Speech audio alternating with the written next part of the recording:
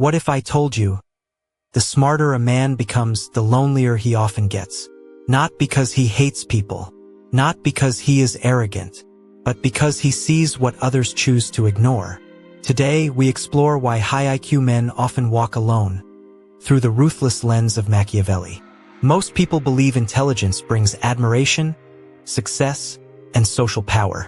But in reality, extreme intelligence often brings isolation, misunderstanding, and emotional distance. High IQ men are not lonely because they lack social skills. They are lonely because they see the game too clearly. They notice contradictions in conversations.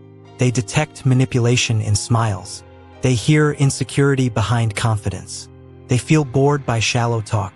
And slowly, without announcing it, they withdraw. Not in anger, not in pride, but in self-preservation.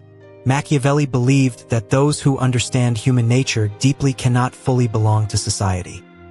Because society survives on illusion, and intelligence destroys illusion. A high IQ man does not simply listen to what you say. He watches why you say it. He studies what you avoid. He notices what benefits you. And this awareness becomes a curse. Because friendship, for most people, is not built on truth. It is built on emotional comfort. High IQ men unintentionally threaten that comfort. They ask questions others don't want to answer. They challenge beliefs others want to protect. They see flaws in systems others depend on. So people slowly step back. Not because the high IQ man is wrong, but because he is inconvenient. Machiavelli once wrote that people hate those who expose their weaknesses, even when those people speak gently. And this is where the isolation begins. A high IQ man does not dominate conversations. He often stays silent, because he knows most conversations are not about understanding. They are about validation. He knows that if he speaks honestly, he will sound cold. If he speaks carefully, he will sound distant. If he speaks simply, he will sound bored. So he chooses silence. And silence slowly builds a wall. He watches friendships form over gossip, over shared complaints, over emotional comfort zones. But he cannot fake enthusiasm for things he sees as meaningless. He cannot pretend excitement for shallow victories. He cannot pretend anger for stage drama. So he becomes the outsider, not because he wants to be different, but because he cannot pretend. Machiavelli taught that society rewards conformity, not clarity. And high intelligence resists conformity by nature. A high IQ man understands that most friendships are transactional. Some offer status. Some offer security. Some offer distraction. Very few offer truth. And once he sees this, he cannot unsee it. He notices how people change personalities depending on who is watching. He notices how loyalty depends on benefit. He notices how honesty disappears when comfort is threatened. And slowly his trust erodes, not because he hates people, but because he understands them too well. This creates a painful paradox. The smarter he becomes, the fewer people he feels safe around. He does not crave popularity. He craves mental peace. But peace often demands distance. High IQ men also struggle with emotional timing. They process thoughts faster than others process feelings. When someone shares a problem, the high IQ man sees patterns, solutions, and consequences instantly. But others only want empathy, so he appears cold, unfeeling, detached. But inside, he simply thinks faster than he can emotionally respond. And this gap creates misunderstanding. People think he doesn't care, but he cares too deeply about the wrong things. He cares about truth more than comfort. He cares about logic more than emotional performance. He cares about long-term outcomes more than short-term bonding. And friendship, in most cases, demands emotional performance. Machiavelli believed that people prefer sweet lies over painful truths. And high IQ men naturally deliver truths, even when they try to soften them. So people slowly stop sharing with them, stop inviting them, stop including them. And the high IQ man notices. But he does not complain. He understands why. He understands that his presence disrupts emotional harmony. So he retreats further. This creates a dangerous cycle. Isolation increases reflection. Reflection increases intelligence. Intelligence increases isolation. And soon, he becomes a stranger in rooms he once belonged to. He watches friendships from a distance, like a scientist observing experiments. He sees alliances form and break. He sees loyalty fade when benefits disappear. He sees love become conditional. And he learns. But learning costs belonging. Machiavelli warned that those who see reality clearly must accept solitude as payment. High IQ men also struggle with emotional stimulation. They crave depth. They crave complexity. They crave meaning. But most people crave entertainment. So conversations feel empty. Connections feel temporary. Relationships feel fragile. Not because others are bad, but because their priorities differ. The high IQ man wants to talk about ideas, systems, psychology, power, morality, and purpose. Others want to talk about people, trends, gossip, and surface success. And neither is wrong, but they cannot meet. So he slowly stops trying. He becomes selective. And selectivity reduces numbers. A high IQ man would rather be alone than surrounded by noise. He would rather be misunderstood than constantly fake agreement. He would rather lose friends than lose himself. And that is where Machiavelli's cruelty appears. Machiavelli did not believe in emotional comfort. He believed in survival through awareness. And awareness isolates.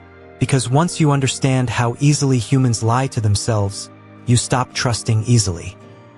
Once you understand how fragile loyalty is, you stop depending on it. Once you understand how emotional decisions shape friendships, you stop romanticizing them. So the high IQ man builds walls. Not high walls, quiet walls. Walls of emotional distance. Walls of selective honesty. Walls of controlled vulnerability. He does not open easily, because he knows once he opens, others will misunderstand. So he keeps his depth hidden. And depth without sharing becomes loneliness. He begins to feel like a foreigner among his own species. He watches people celebrate illusions. He watches people defend contradictions. He watches people repeat mistakes proudly. And he feels tired, not superior, tired. He wonders if something is wrong with him. He wonders why he cannot enjoy what others enjoy. He wonders why he feels alone in crowded rooms. And this silent pain is rarely visible, because high IQ men are not dramatic. They are controlled. They smile politely. They speak carefully. They exit quietly. No one notices when they leave emotionally, until they are already gone. Machiavelli believed that those who understand power must live apart from emotional crowds. And intelligence is a form of power. It gives clarity. It gives foresight. It gives emotional restraint. But it also removes innocence. High IQ men no longer believe in pure intentions. They believe in mixed motives. They no longer believe in unconditional loyalty. They believe in conditional alliances. They no longer believe in emotional certainty. They believe in probability. And probability is not romantic. So friendships feel unstable. He wants one person who understands silence. One person who enjoys thinking. One person who values truth more than comfort. But such people are rare. So he waits. And waiting feels like loneliness. But he accepts it. Because forced connection feels worse than solitude. Machiavelli would say, "It is better to walk alone with clarity than to walk with crowds in blindness." High IQ men also suffer from emotional independence. They do not need constant validation. They do not seek approval. They do not chase belonging. And ironically, this independence makes them less attractive socially. People bond through shared weakness. High IQ men rarely show weakness, not because they don't have any, but because they process it internally. They solve their problems alone. They reflect alone. They heal alone. So others cannot connect emotionally with their struggles. And emotional connection requires shared vulnerability. But high IQ men protect their vulnerability fiercely, because they know vulnerability can be used against them. They have seen it happen. They have studied it. So they stay guarded. And guarded men look distant. Not dangerous, not arrogant, just unreachable. And people fear what they cannot emotionally access. Machiavelli taught that humans fear what they cannot control. And emotional distance feels uncontrollable. So people slowly move away. High IQ men also challenge authority unconsciously. They question rules. They question traditions. They question beliefs. And people protect their beliefs like identity. So questioning feels like attack, even when it is not. So high IQ men are labeled as difficult, cold, proud, detached. But in reality, they are simply honest thinkers in emotional environments. And emotional environments punish honesty. So the high IQ man learns to mask. But masks are tiring. So he removes himself instead. He stops chasing friendships.